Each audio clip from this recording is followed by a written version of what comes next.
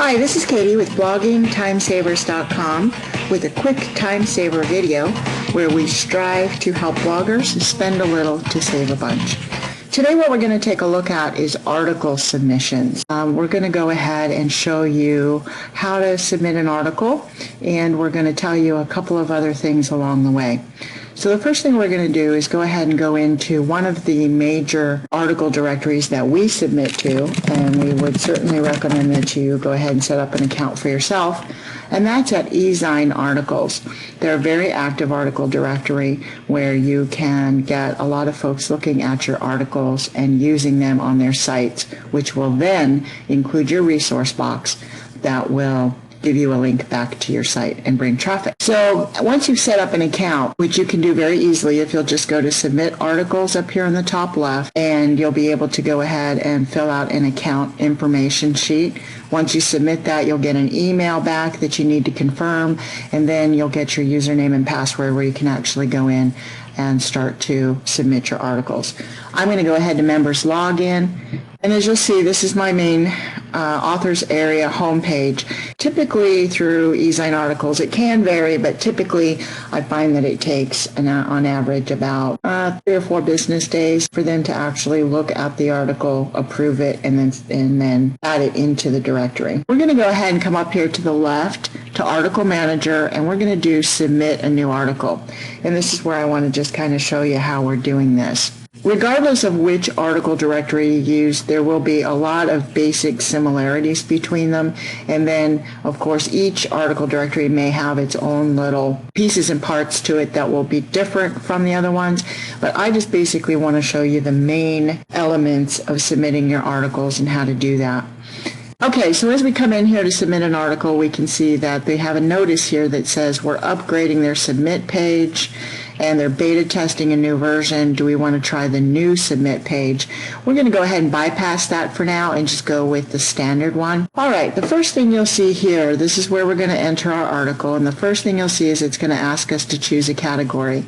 And I'm going to recommend that you be very, very diligent about choosing the correct category. Couple of reasons why. Number one is you want people that are going to be beneficial to you to find your articles for reuse on their own sites. And if they can't find you in what would be the obvious category, then you may not get as much wear out of your article as you have the potential to.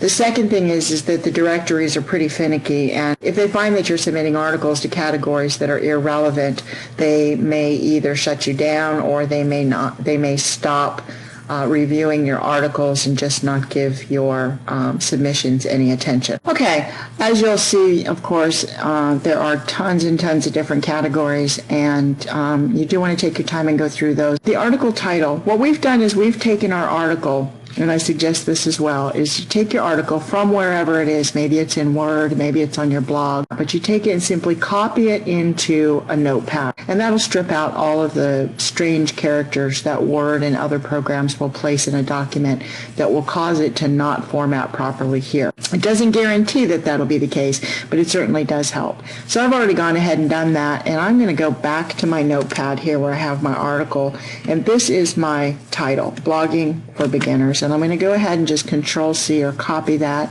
come up to my article box and paste that in. I'm going to come down to the next box. Oh, and here we've got a message, and this is great. A lot of these article directories will tell you block by block if there is an issue with the information that you enter in there. And in this case, what we just saw was that a message came up and said that there's already an article by this title in the eZine article directory.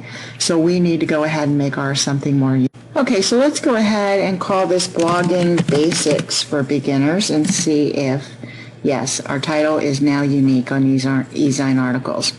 Great. So now we're going to go ahead and come down to the keywords.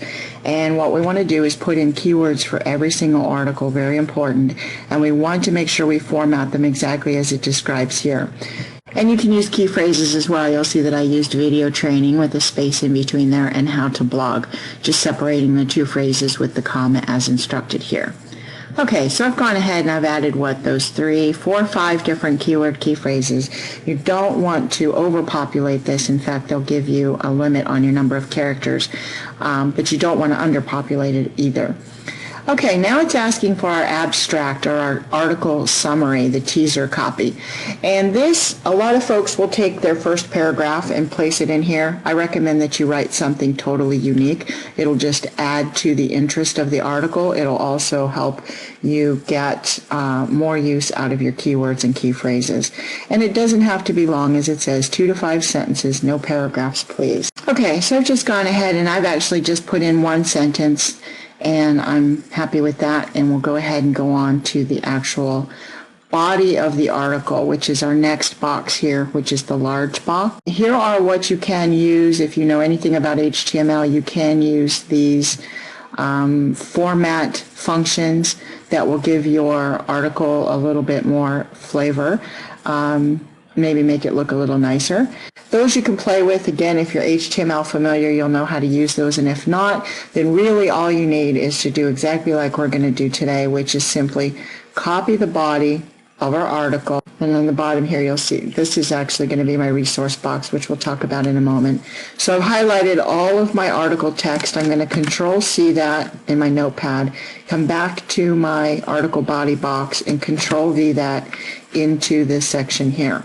And all I'm going to do is go back up to the top and make sure that I have, here's my subheader, here's my paragraphs, they all look great. Maybe here I can delete a space. I can delete a space there. Next header, paragraph, maybe delete a space there, and so on and so forth, just to kind of clean it up. Make sure that all of your text is wrapping appropriately. As I said earlier, putting it into a notepad or a text editor will help this, but it won't guarantee that everything will be perfect. So you always want to take a look through so that you have a great presentation of your article. Okay, so that looks great. And we're going to come down here to the next box, which is our resource box. And this is where you're allowed to place a link back to your site, to either your site or your blog or your wherever you want to go back to. You can also place in here a little bit of information about you. So I've already created kind of a resource box for us right here. I'm going to copy that and paste it into here. And I'm just going to review this for a moment. Okay, so I just went ahead with the text that I had here, and I simply added on, which you can learn more about and then I put a URL. When you put your URLs in your resource box, you always want to start them with the full http:// and then your URL. Otherwise, when they convert these articles for you, they will not show a hyperlink. So you want to make sure that you have that, and you certainly want to make sure that you have the right URL in there.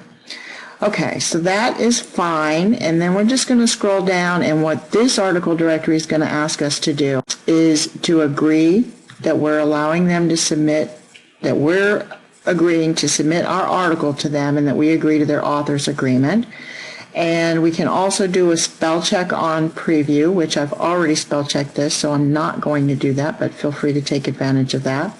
And then I'm just going to do a quick preview. I recommend that we always do that just to make sure that everything is in its proper format. It looks nice, it's readable, and all of that. And there, I also want to always check to make sure that my URL is correct and that there is an actual hyperlink attached to it. And that's the case, so I'm going to go ahead and close the preview, and I'm going to go ahead and submit this article.